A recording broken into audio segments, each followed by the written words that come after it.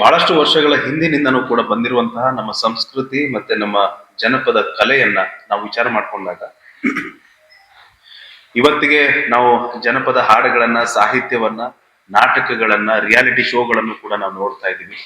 ಬಹಳಷ್ಟು ಬದಲಾವಣೆಗಳಾಗಿದೆ. ಆದ್ರೆ ಆ ಬದಲಾವಣೆ ಜನರ ಮೇಲೆ ಒಂದು ಒಳ್ಳೆಯ ಸಂಸ್ಕೃತಿಯನ್ನ ಕಲಿಸ್ಬೇಕೆ ಹೊರತಾಗಿ ಅದು ಕೆಡಕನ್ನು ಉಂಟು ಮಾಡಬಾರ್ದು. ಆದ್ರೆ ಸದ್ಯದ ಪರಿಸ್ಥಿತಿಯಲ್ಲಿ ಚಿಕ್ಕ ಚಿಕ್ಕ ಮಕ್ಕಳನ್ನ ಹಿಡ್ಕೊಂಡು, ಹೆಣ್ಣು ಮಕ್ಕಳನ್ನ ಹಿಡ್ಕೊಂಡು ಒಂದು ಸಮಾಜದಲ್ಲಿ ಕಳಂಕವನ್ನ ತರೋ ರೀತಿಯಿಂದ ಸಾಹಿತ್ಯವನ್ನ ಬರೆದು ರೆಕಾರ್ಡಿಂಗ್ ಮಾಡಿ ಯೂಟ್ಯೂಬ್ ನಲ್ಲಿ ಹರಿಬಿಡುವಂತಹ ಒಂದು ಪ್ರಯತ್ನ ನಡೀತಿದೆ. ಇದ್ರ ಜೊತೆಗೇನೆ ಏನು ಹಳ್ಳಿಗಳಲ್ಲಿ ಜಾತ್ರಾ ಮಹೋತ್ಸವಕ್ಕೆ ನಾಟಕಗಳನ್ನ ಆಯೋಜನೆ ಮಾಡ್ತಾ ಇದ್ರು.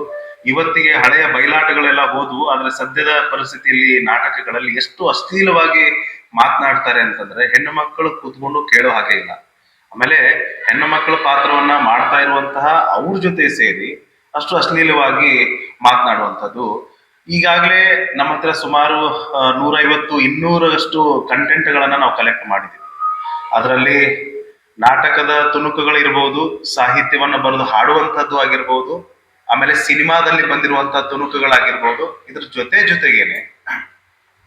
ಜೊತೆಗೇನೆ ಇತ್ತೀಚೆಗೆ ಒಂದಿಷ್ಟು ಖಾಸಗಿ ವಾಹಿನಿಗಳಲ್ಲಿ ರಿಯಾಲಿಟಿ ಶೋಗಳು ಬರ್ತವೆ. ಇವತ್ತು ಆ ರಿಯಾಲಿಟಿ ಶೋಗಳು ಕೂಡ ಕುಟುಂಬ ಸಮೇತವಾಗಿ ಕುತ್ಕೊಂಡು ನೋಡುವಂತಹ ಒಂದು ರೀತಿಯಲ್ಲಿ ಇಲ್ಲ. ಹಂಗಾಗಿ ಇದ್ರ ವಿರುದ್ಧ ಏನಿದೆ, ಇದೇ ತರ ಮುಂದುವರೆದಾಗ ಏನಾಗುತ್ತೆ, ಮುಂದಿನ ದಿನಗಳಲ್ಲಿ ಬಹಳಷ್ಟು ಕೆಟ್ಟ ಪರಿಣಾಮವನ್ನು ಬೀರುವಂತಹ ಸಮಾಜದ ಮೇಲೆ.